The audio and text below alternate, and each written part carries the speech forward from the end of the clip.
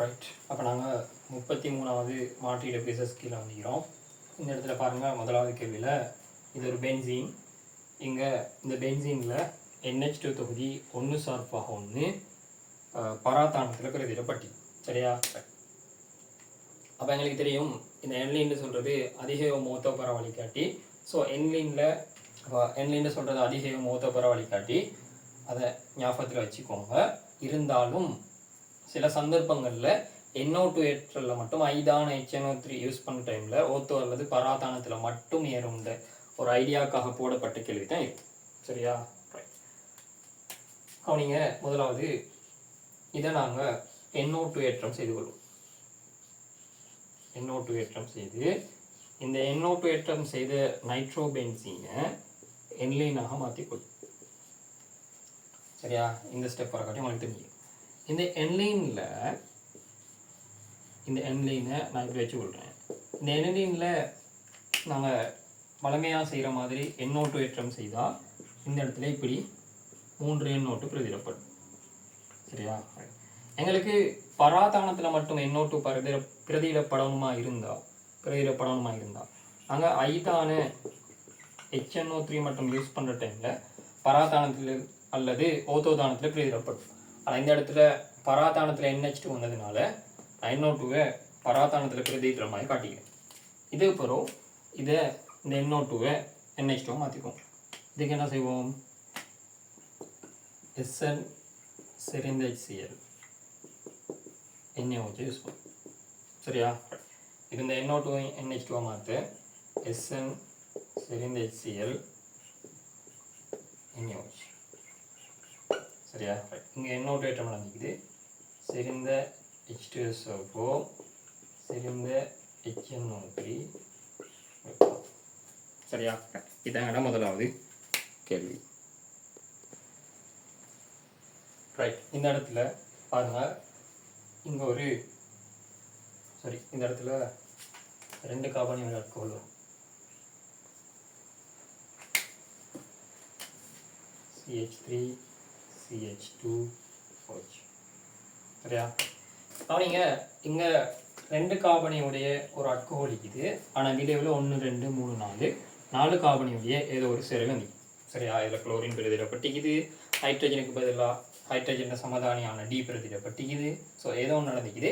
ஆனால் கார்பன் எண்ணிக்கை டபுள் ஆகிக்குதுன்னா ஒரு ஆல்டிஹைட் மூலமாக தன்னொடுக்கல் நடந்திக்கலாம் அப்படின்னு ஒரு கெஸ் பண்ணுறேன். அதை பார்ப்போம்.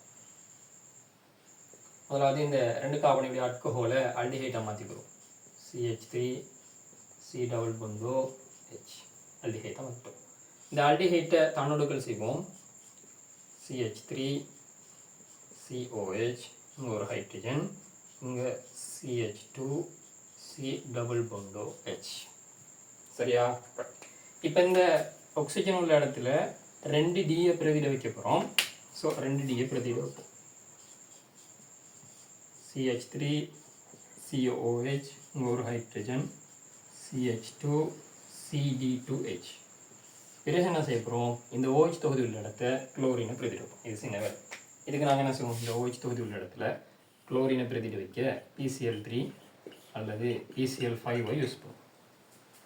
இந்த இடத்துல இந்த ஆக்சிஜனை காட்டிட்டு 2 டி பிரதிடப்பட்டிக்குது. வளமையாக ஹைட்ரஜன் பிரதிடப்படும். இந்த இடத்துல டி பிரதிடப்பட்டிக்குது.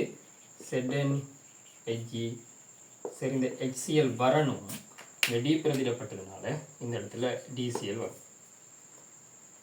இந்த தன்னொடுக்கல் ஐதான NaOH.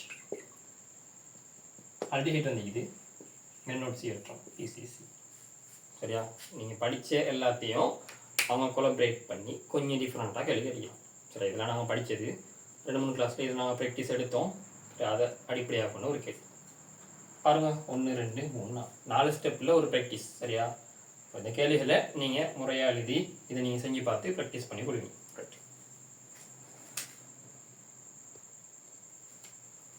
ரைட். 3வது கேள்வி பாருங்கள். இந்த இடத்துல ஒரு எசுத்தர் வந்துக்குது. ஸோ எசுத்தர் வந்துக்குதுன்னா இப்படி தாக்கம் நடந்திக்கலான்னு நான் கெஸ் பண்ணுறேன்.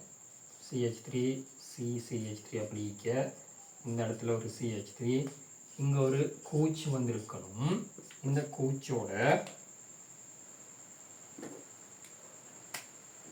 CH3OH இணைந்து இந்த தாக்கத்துக்கு செறிந்த H2SO4 முன்னிலையில் இந்த தாக்கம் நடந்தால் இங்கே நிற்கல எசுத்தரோன்னு ஃபார்ம் ஆக போகுது. சரியா? இப்போ இதில் பாருங்கள் 1 2 3 4 கார்பன், இங்கே பாருங்கள் 1 2 3 4 5 கார்பன். ஸோ இந்த இடத்துல 4 கார்பனோட ஒரு தாக்கி இங்கே வந்த இடைநிலை விளைபொருள் 5 கார்பனுடைய ஒரு இடைநிலை விளைபொருள். ஸோ ஒரு கார்பனை நாங்கள் கூட்ட வேண்டிய தேவைக்குது. ஸோ அதை எப்படி கூட்டுறதுன்னு பார்ப்போம். கவனிங்க, நான் பின்னுக்கு இந்த கேஸ் பண்ணுவோம். இந்த இடத்துல CH3 CH3 இங்கேயும் CH3, இந்த இடத்துல CN வந்திருக்கணும். இந்த இடத்துல CN வந்திருக்கணும். CN வந்திருந்தால் இந்த CN வந்திருக்கிற இடத்துல நாங்கள் H3O+ யூஸ் பண்ணுற டைமில் இந்த CN தொகுதி கூச்சாக மாறும். சரி, அது உங்களுக்கு தெரியும். இப்போ என்ன செய்ய போகிறீங்க, இதில் இருந்து இதை மாற்றணும். எப்படி மாற்றுறதுண்டா, நீங்கள் இது யோசிப்போம். CH3 CH3 இங்கேயும் CH3, இந்த இடத்துல ஒரு புரோமின் அல்லது குளோரின் நிற்கணும். சரி, புரோமின் இருக்கிறேன். இந்த புரோமின் உள்ள இடத்துல KCN யூஸ் பண்ணுற டைமில் இந்த புரோமின் உள்ள இடம் CN தொகுதியாக மாறும். சரியா? இப்போ இதை இப்படி மாற்றணும். பாருங்கள், ஹைட்ரஜன் கூடிய கார்பனில் ஹைட்ரஜனும் ஏனைய கார்பனில் புரோமினும் பிரதிடப்பட்டிக்குது. ஸோ மார்க்கோனிக்க விதிக்கு அடிப்படையில் இந்த தாக்கம் நடந்துக்குது. ஸோ டிரெக்டாக HBR போட்டுக்கணும். சரி, முரண் மார்க்கோனிக்க வாங்கினா இந்த இடத்துல புரோமின் வந்துக்கும், இங்கே ஹைட்ரஜன் வந்துக்குது. ஸோ மார்க்கோனிக்க விதி அடிப்படையில் இந்த தாக்கம் நடந்துக்குது. ஸோ நாங்கள் இப்படி போட்டோம். சரி, அப்போ நான் அடுத்த ஐடியா உங்களுக்கு விளங்கிக்கும். இதை கண்ட உடனே 2 கார்பன் கூடி. சரி, இது ஒரு எசுத்தர்னு எனக்கு விளங்கிட்டு. ஸோ எசுத்தராக்கள் தாக்கம் இப்படி தான் நடக்கும். சரி, இந்த H2SO4 இல்லை. அதுக்கப்புறம் பார்க்குறேன், இதுக்கு 4 கார்பன், இங்கே 5 கார்பன். ஸோ ஒரு கார்பன் ஹெட் ஆகிக்குது. இந்த வகையில் ஹெட் ஆகலாம்னு யோசிக்கணும். சரி, இது எதுலேருந்து வந்திக்கலாம், புரோமின் உள்ள இடத்துல KCN போட்டு வந்திக்கலாம். இந்த புரோமின் HBR. அப்போ 1 2 3 4 ஸ்டெப்பில் இந்த கேள்வியை செஞ்சு முடிச்சிட்டேன்.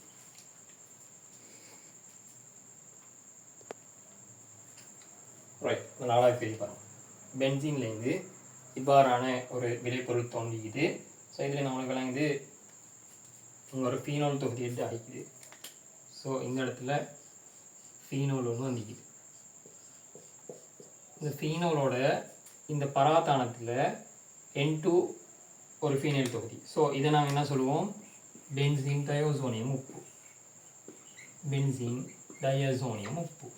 இது ரெண்டும் இணைந்து இந்த தாக்கம் நடக்கும். சரியா? இந்த இடத்துல NaOH முன்னிலையில் இந்த தாக்கம் நடக்கும். NaOH தாக்கம் அடைந்தால் இந்த இடத்துல சொல்லப்போனால் O- Na+ தான் வந்திக்கும். ஆனால் இந்த இடத்துல OH தந்ததுனால பிரச்சனை இல்லை, நாங்கள் இப்படியே போட்டு செய்வோம். சரியா? அதே விஷயத்தில் இது ரெண்டும் இணைஞ்சால் இந்த தாக்கம் நடக்க போகுது. சரியா? இதில் கவனமாகிங்க. ஃபைனலில் இப்படியும் சோதிக்கலாம். இப்போ என்ன செய்ய போகிறீங்க, இந்த பென்சீனில் இருந்து ஃபீனோலும் பென்சீன்லேருந்து பென்சீன் டயோசோனியம் உப்பையும் தொகுக்கணும். முதலாவது பென்சீனில் இருந்து ஃபீனோல் தொகுக்கிறதுக்கு, அடுத்து பென்சீன் டயோசோனியம் உப்பு தொகுக்கிறதுக்கு ரெண்டுக்குமே என்லின் தரும். என்லினை முதலாவது தொகுப்போம். இந்த ஃபீனோலில் இந்த பென்சீனில் NO2 ஏற்றம் செய்வோம். இந்த NO2 ஏற்றம் செய்வதை என்லீனாக மாற்றுவோம். சரியா? இப்போ என்ன செய்ய போகிறாங்கன்னா, சரி, இது என்லீனாக மாற்றுவோம். இதில் இருந்து இதை தொகுப்போம், இதில் இருந்து இதை தொகுப்போம். இப்போ வெளியே பொருளை போனோம், அவ்வளோதான். செறிந்த HNO3 செறிந்த H2SO4 வெப்பம் NO2 NH2 மாறும். SN செறிந்த HCl NaOH. இப்போ இதை தான் மாற்றணும். NaNO2 HCl NaNO2 HCl but cipher to 5πC. சரியா? இதான் வரணும். இப்போ இந்த இடத்துல NaOH போட்டால் O- Na+ வந்திக்கணும். சரி, போடல, நான் இந்த இடத்துல OH- போட்டு விட்டுறேன். சரியா? ரைட். இந்த 5வது பிரிவு பாருங்கள். ஃபீனோலில் 2 ஓத்தோத்தானங்களில் புரோமினும் ஒரு பராத்தானத்தில் NO2 தொகுதியும் பிரதிடப்பட்டிக்குது. ஸோ வெவ்வேறு கூட்டங்கள் பிரதிடப்பட்டிக்குது. சரியா? ரைட். இது நீங்கள் தெளிவாக. அப்போ இதுக்கு முன்னுக்கு இருந்த இடைநிலை விளைபொருள் இவ்வாறான ஒரு இடைநிலை விளைபொருளாக இருந்திருக்கும். இந்த ஃபீனோல் அப்படி வைக்க இந்த OH தொகுதி இந்த இடத்துல NO2 இருந்திருக்கணும். இந்த சந்தர்ப்பத்தில் Br2 நீர் நாம் யூஸ் பண்ணால் 2Br ஓத்தோ தானங்களில் பிரதிடப்படும். ஏற்கனவே இங்கே பராதானத்தில் NO2 இருக்கிறதுனால இங்கே புரோமின் பிரதிடப்படாது.